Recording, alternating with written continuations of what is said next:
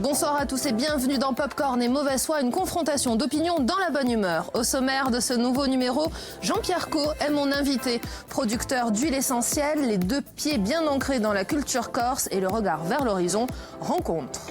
Libre, où Inès Moratti aime la nature et a choisi d'évoquer Gathering Moss de Robin Wall Kimmerer.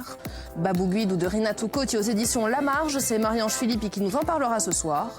Chronique vénitienne de Serena Talamogne, une invitation au voyage que notre invité ne pourrait décliner.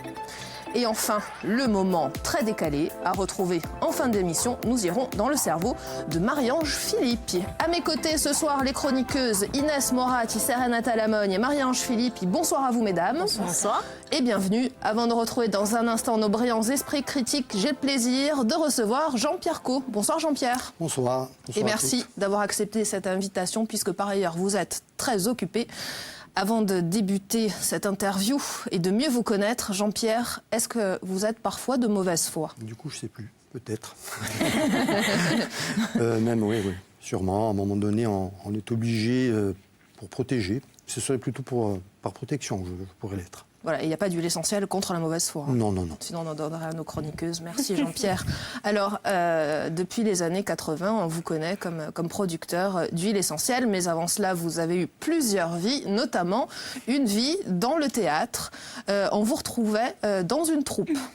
Oui, exact. Enfin, même dans deux troupes. La première, c'était aux côtés de Saïro Valentini. Et donc, début des années 80, puis après avec Marianne Native. Cette équipe de Logo Théâtral. Logo Théâtral, tout à fait, qui a pris la suite avec Marianne Native et tous ceux qui sont venus se greffer au fur et à mesure à nos côtés. Alors, d'où vous est venue cette passion, ce goût immodéré pour le théâtre? Je ne sais pas. Honnêtement, je vais commencer par le chant. Et c'est le chant qui m'a mené, donc la recherche, beaucoup de recherches au niveau du chant traditionnel, monodique et polyphonique d'ailleurs, un peu à travers la Corse, avec des amis de l'époque. On avait créé une association qui s'appelait Petricadioli. Et donc on avait un peu traversé les montagnes, je dirais, pour aller chercher, pour aller glaner les derniers chanteurs d'un âge un petit peu avancé qui pouvaient nous donner encore ce qu'ils connaissaient de cette richesse de notre patrimoine donc, vocal et tout ce qui correspondait à ce que l'on attendait. En fait, c'était un peu la suite du Réacuiste. Alors aujourd'hui, quel est votre rapport à la culture corse et à la culture en général? La culture, aujourd'hui, pour moi, elle est passée par la culture à un autre sens, le sens propre, c'est-à-dire mettre en culture. Les plantes aromatiques, le maquis notamment, les plantes de montagne, en ce moment, on est en train de faire du genévrier de montagne, par exemple, c'est notre culture aussi, c'est un patrimoine culturel. N'est-ce pas un patrimoine un peu oublié? Voilà, toutes ces plantes, ces fleurs. Est-ce qu'aujourd'hui, les jeunes savent que, voilà, que par exemple, le citron, l'orange sont des plantes, des fruits qui peuvent apaiser, qui peuvent calmer? Est-ce qu'on sait que la menthe a certaines vertus, notamment contre la migraine? Est-ce que ce patrimoine-là n'a pas été un petit peu mis de côté par cette nouvelle génération? Je pense qu'il est lié à un phénomène de société. Nous étions issus d'une société, j'ai eu la chance de connaître mes grands-parents, même une arrière-grand-mère d'ailleurs. Donc c'était un autre siècle.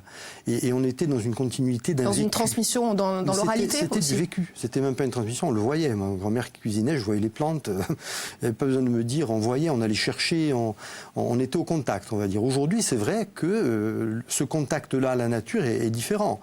Au moment où aujourd'hui on joue à la PlayStation, nous on faisait des cabanes dans les fougères. Donc voilà, donc c'est un autre univers. Vous, Serena, c'était les cabanes dans les fougères ou la PlayStation ou ça dépendait de l'heure de la journée. Jean-Pierre, vous vous formez pour devenir producteur d'huile essentielle avec votre frère, oui. Notamment. Alors si aujourd'hui les huiles essentielles sont hyper démocratisées, on sait tous à un moment donné soigner, notamment à Marie-Ange les rhumes, les trucs comme ça, grâce aux huiles essentielles. Dans les années 80, c'était pas forcément aussi évident qu'aujourd'hui. Évidemment que non. C'est vrai que c'est une progression qui est constante, qui connaît des pics aujourd'hui assez importants. Ça peut même poser un problème au niveau de la planète, parce que certains gros laboratoires aujourd'hui mettent de la pression sur des producteurs. À notre échelle à nous, c'est bien sûr tout à fait différent. On s'est accaparé un savoir-faire, parce que ça, c'était tout à l'heure, je parlais de réacuiste, justement. Et nous, là, on a créé, car ce que je dis nous, c'est pas du nombrilisme, je parle de tous les producteurs, évidemment. J'espère que tout le monde aura compris. Mais c'est vrai qu'on est allé chercher quelque chose qui ne nous avait pas été transmis. Ou oublié peut-être. Non, l'huile essentielle, non. Les plantes étaient connues, et ça, on est issu de cette transmission, de ce savoir. Mais par contre, la distillation, c'est pas quelque chose qui remonte à 200, à 300, à 400 ans. Hein. Bien évidemment que non, c'est le XXe siècle. Donc, il a fallu s'accaparer ce savoir, il a fallu, pour ensuite pouvoir le transmettre, par contre. Aujourd'hui, dans la transmission, en effet, j'ai créé avec mon frère cette entreprise.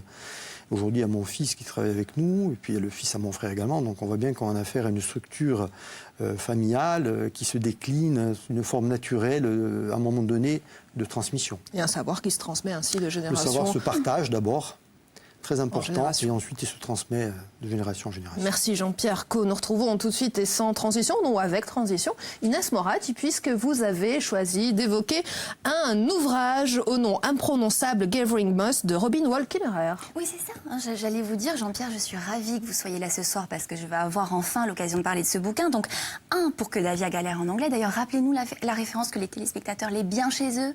Gathering Moss. D'accord. Gathering. Il faut peut-être un peu Gathering. plus... Gathering. Ouais. On est bon. Non, mais surtout, Jean-Pierre, j'attendais qu'on reçoive un invité qui allait enfin me comprendre. Parce que voilà, pour tout vous dire, j'ai une passion pour les bryophytes. Alors, allez-y, parlez entre vous. Et normalement, je ne peux rien dire parce qu'après, il y a des chroniqueurs qui médisent, type, dans le cerveau d'Inès, dans le cerveau de dérangé d'Inès, plutôt. C'est du vrai, Inès.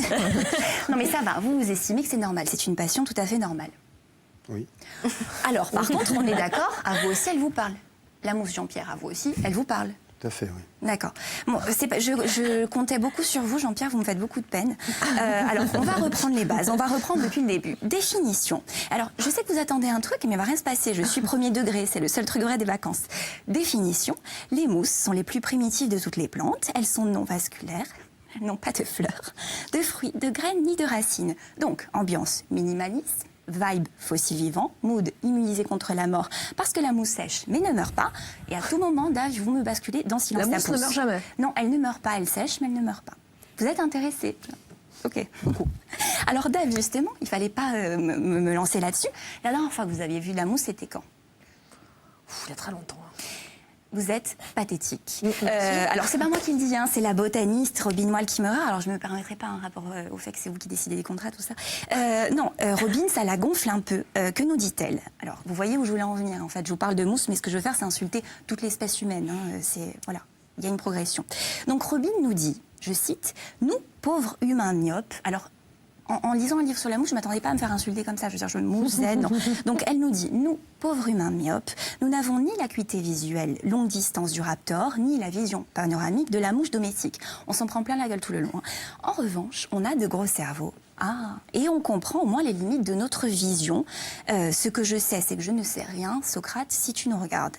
Donc, nous sommes tellement conscients de nos limites, nous dit-elle, que nous avons inventé, enfin, nous, des types ont inventé des moyens remarquables pour observer le monde, depuis le télescope spatial Hubble jusqu'au microscope électronique pour observer cette fois l'univers de nos propres cellules. Par contre, entre ces deux extrêmes, Robin nous dit qu'on est plutôt aveugle, et la Dave, elle parle de vous qui ne voyez pas la mousse, et que si la technologie favorise l'observation, elle diminue en revanche notre attention. Et ça se vérifie parce que vous ne m'écoutez pas depuis 2 minutes déjà. Alors, sauf que, une fois quand même... Cet ouvrage parle essentiellement de mousse. Ne cherchez pas de mousse. Il n'y aura pas d'autre chose. Sauf que, alors, une fois que Robin nous a bien traché quand même tout le long du livre, la botaniste nous donne quand même la solution. Comment retrouver le contact avec la mousse? Je sais que vous posiez la question.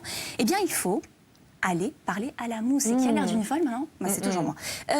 Non, parce que le truc, c'est que les mousses sont si peu connues du grand public que bien souvent, elles n'ont pas de nom, mis à part leur nom scientifique en latin. C'est vrai, ça ne facilite pas la chose. Moi, les choses, des fois, je rencontre un type qui s'appelle Stéphane en soirée, je retiens pas. Donc, imaginez en latin. Sauf que connaître les choses, c'est la première étape pour retrouver nos liens avec elles, pour leur donner du sens, pour créer une connexion. Alors, allons-y. mise en pratique. Je vous présente officiellement ce soir Schicostega pennata, autrement appelée or des Gobelins. Alors, elle mérite d'être connue parce qu'elle a une façon toute particulière d'assurer sa survie. Elle vit dans des endroits très sombres, sauf qu'elle a besoin de soleil, mais elle contient des chloroplastes qui un petit peu réfléchit la lumière incidente. Ça veut dire... Je vous ai perdu. On sèche un peu comme les mousses. Ça veut dire, mais vous ne mourrez pas. Ça veut dire qu'elle n'a pas intérêt à se louper sur le timing. Cette mousse, juste l'espace d'un instant, alors que la Terre entame sa rotation vers la nuit, elle va choper le dernier rayon de soleil et illuminer, on l'a vu, toute la caverne. Platon, si tu nous regardes. Alors, c'est très beau, mais attention, Robin est repas contente. Vous me dites pourquoi? La mousse, du coup, là, on lui a donné un nom, pas latin, elle a son petit surnom, l'or des Gobelins. Non. Le nom ne lui va pas. L'or des Gobelins, c'est pas assez précieux pour elle, parce que ouais, vous vous rendez pas compte les gars quand même. Ça tient du miracle. Cette mousse, elle est au fond d'une grotte, on lui donne rien, et en réponse, elle brille de mille feux. Alors là, je vais vous passer le moment, parce que surtout, vous me faites des signes, mais je vous passe le moment où Robin nous dit que l'être humain devrait lui aussi prendre exemple sur cette fameuse mousse et briller face à l'adversité. Glitter in response. Alors, j'ai pas l'air cynique comme ça, je sais, mais dans la vie, moi, quand on me dit glitter, je dis toute ma vieille, je suis pas Maria Carré, rapport au film, hein, Black Cinéphile, Xavier, si tu nous regardes. Sauf que Robin nous dit la même chose que Jung, finalement, les insultant moins. Autant que je puisse en juger, le seul but de l'existence humaine est d'allumer une lumière dans l'obscurité de l'être. Et là, je prends, j'ai oublié de m'incliner. Voilà, hein, Jean-Pierre, vous n'êtes pas déçu. Grâce à moi, vous pourrez désormais vous balader en parlant philosophie, en parlant à la mousse, à la façon d'une princesse Disney sous acide. Ne me remerciez pas. Merci Inès Moratti. Jean-Pierre Caux, j'imagine que vous avez une culture botanique assez démentielle. Vous l'avez acquise au fil de votre vie, de votre existence, pour faire un peu philo, ou c'est quelque chose, voilà, à partir des années 80, lorsque vous avez décidé, voilà, d'en faire vraiment votre métier, d'être agriculteur, producteur.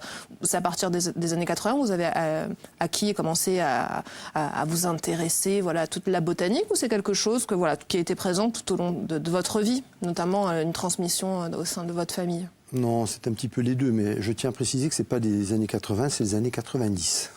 Fin des années 80, fin des années 80. Non, c'est... 90. C'est le milieu des années 90. Je pensais que vous étiez un précurseur, voilà, je pensais que vous étiez un peu... Mais on est tous des précurseurs, en fait, parce qu'on est des créateurs. Mais voilà, en fait, les premiers qui ont travaillé sur les huiles essentielles, c'était dans les années 80. Encore années 70. Années 70 même. Ensuite, il y a eu une vague.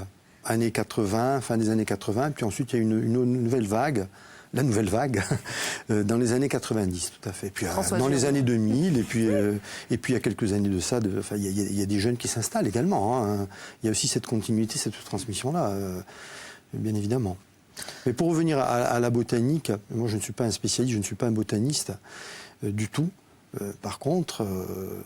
non, mais j'imagine quand vous vous promenez, voilà, vous, dans le maquis, vous reconnaissez, vous faites partie de ces gens qui disent « Tiens, ça, c'est le genévrier Oui, ça, bien évidemment, les plantes, on les connaît.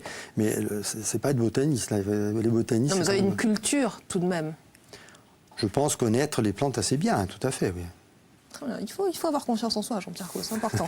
On retrouve Marie-Ange Philippe. Marie-Ange, vous nous parlez d'un ouvrage de Rina Tucotti ce soir. Oui, parce que quand je pense à Jean-Pierre et quand je vois Jean-Pierre, je pense à mon enfance, et donc chronique un peu particulière, chronique proustienne évidemment, parce que bon, ça me fait pas penser à l'odeur des madeleines, évidemment, mais ce petit livre que je vous laisse présenter, à Babouguide et à l'odeur de la poussière des planches de l'Adj, à de la paille, de la perruque de Marianne Native qui s'était affublée d'un artifice un peu à la Cousin machin, et de la pièce, donc, Babouguide, qui a tourné dans toute la Corse et jusqu'à Marrakech même. Alors en fait, c'est une chronique qui va durer 30 secondes parce que j'ai très envie de tousser et que je suis très malade. Mais non, je voulais évoquer cette pièce parce que ça me rappelle vraiment... Votre enfance ? Oui, et puis surtout, je revois Jean-Pierre et sa façon de jouer. Cette distorsion qui me fait penser un peu à un Cyrano de Bergerac Noustral, une façon de jouer à la Depardieu, à la fois très élégante et à la fois un peu ours, un ours élégant, on peut dire ça comme ça.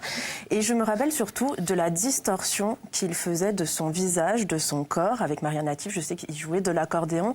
Et en fait, quand il jouait de l'accordéon, son visage se déformait comme les soufflets de l'accordéon. Alors, Babouguide, l'histoire C'est un roi malade de pouvoir. Le pouvoir le rendra fou. Il sera incarné par Jean-Pierre. Et c'est aussi en filigrane l'histoire d'une Corse tiraillée en permanence entre ses contradictions. Une terre qui a fait naître des dizaines, voire des centaines de babiguides, en fait. On dépeint l'avidité des gens qui, jusqu'à en perdre leur âme. Et voilà, je voulais évoquer cette pièce et je m'arrête parce que je vais prendre mes huiles essentielles pour éviter de tousser et de gâcher la vie aux téléspectateurs et aux ingénieurs du son. Merci Babou Guido, Rina Toucaute, c'est Marianne Philippe qui nous en parlait ce soir. Un remède assez efficace pour les toux. Voilà, c'est l'hiver, on est tous un peu malades, surtout Marie-Ange. Qu'est-ce qu'il y a pour nous soulager? Les huiles essentielles, les basiques.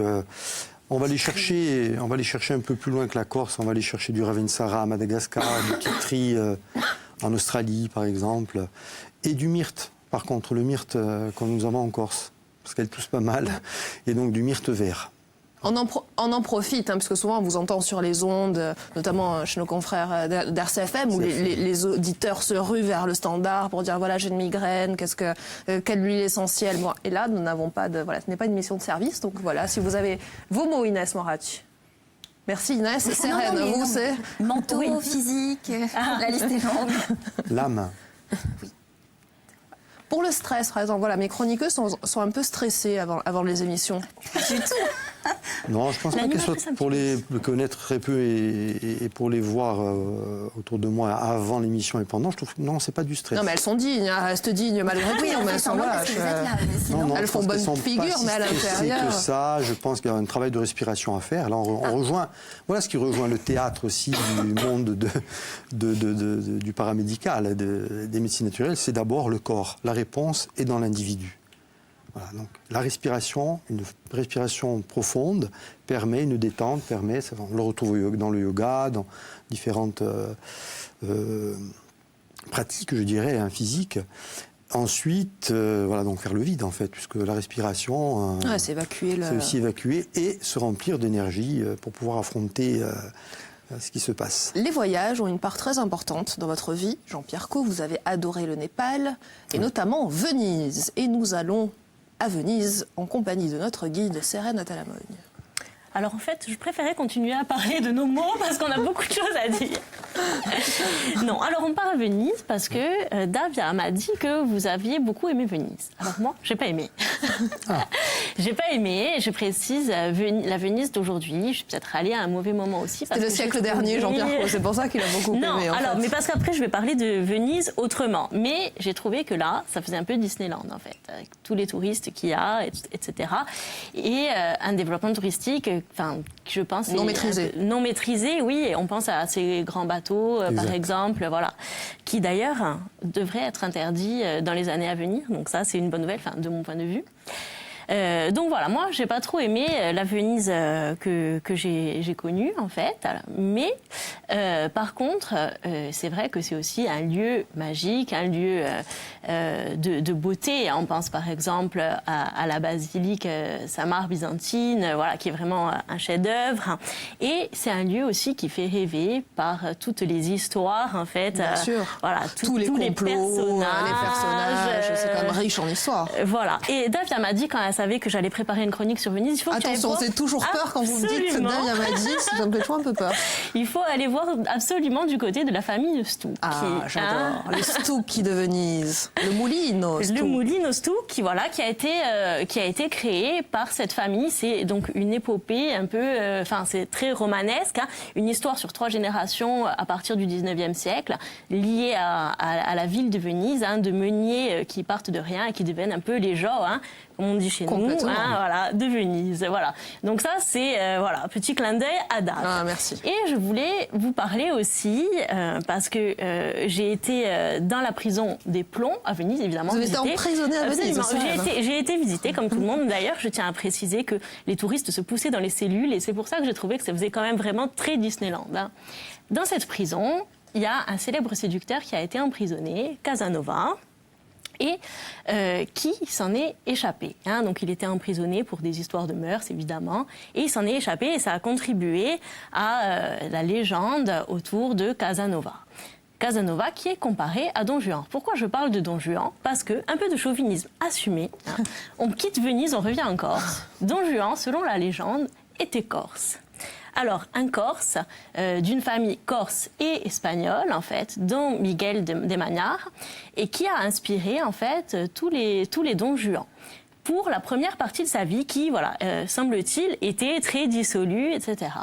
Et ce qu'on sait moins, en fait, c'est que ce même personnage, il a changé du tout au tout, du jour au lendemain, et il a fondé une œuvre d'aide aux pauvres et aux malades à Séville, donc où il vivait, hein.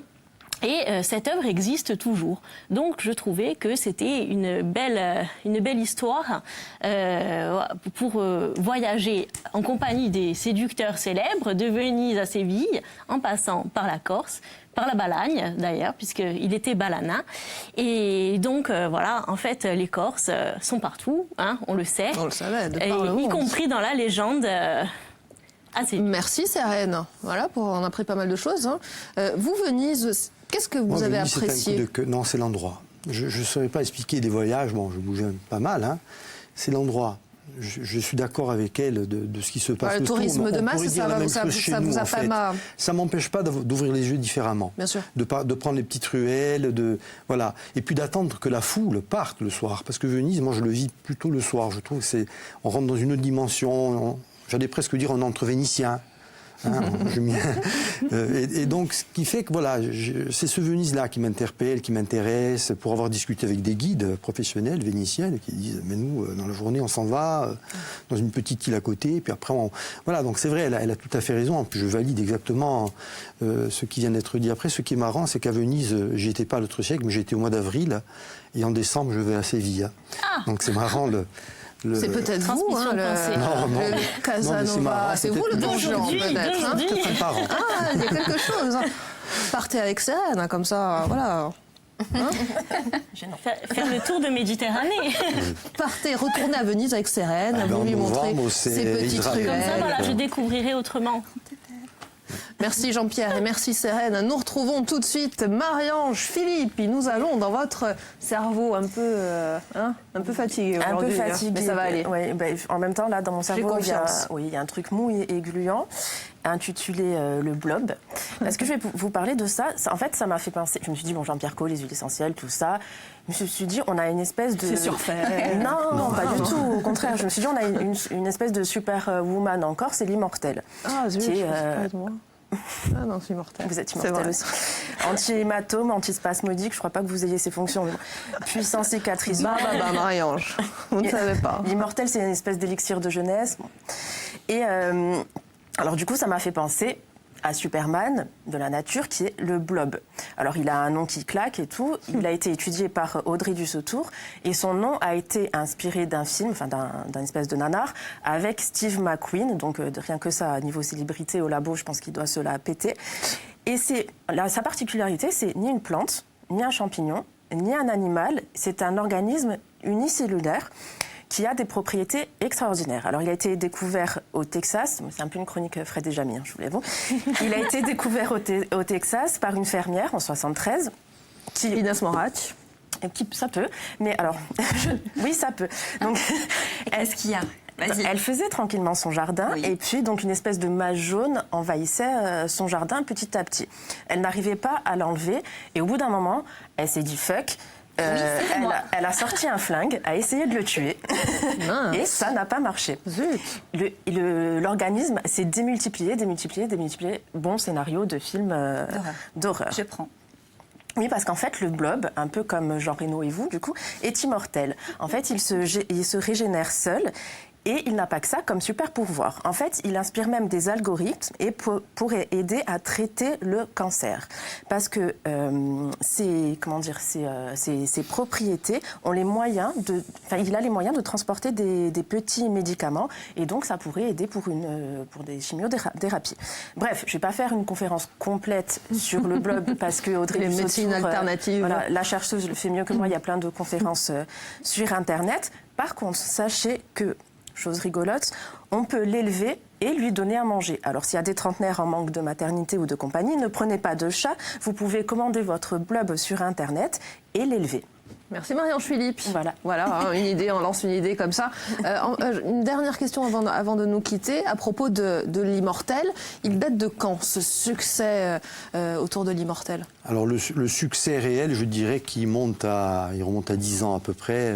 C'est la cosmétique qui s'est emparée des pouvoirs et des actions, je dirais, de l'Immortel, alors qu'elle était déjà bien présente dans l'aromathérapie, bien évidemment. Par exemple, je viens de citer trois de ses propriétés. Et bien sûr, elle est anti-rides, parce qu'elle est cicatrisante. C'est une huile essentielle très puissante et très très bien tolérée, puisqu'on peut la mettre pure sur un enfant de 2 ans dans une plaie ouverte. Donc les chercheurs se sont emparés de ce constat, je dirais, qui avait été fait. Et bien sûr, tout ce qui est cicatrisant est potentiellement anti-rides. Et de là à décoller le marché de l'Immortel, mais c'est la cosmétique qui s'est emparée. Merci Jean-Pierre Cot. Voilà quelques conseils gratuits pour vous, anti-rides, pendant les fêtes de Noël. Merci Jean-Pierre Cot d'avoir été avec nous ce soir. Je n'étais pas seule, à mes côtés, les chroniqueuses Inès Moratti, Marie-Ange Philippe et Serena Talamoni. Merci à vous mesdames. Merci Jean-Pierre Cot. Merci à vous d'avoir suivi ce nouveau numéro de Popcorn et Mauvaise Foi. Buon Naser à tutti. Et après, Studenta France 3 courtes, siga via stile.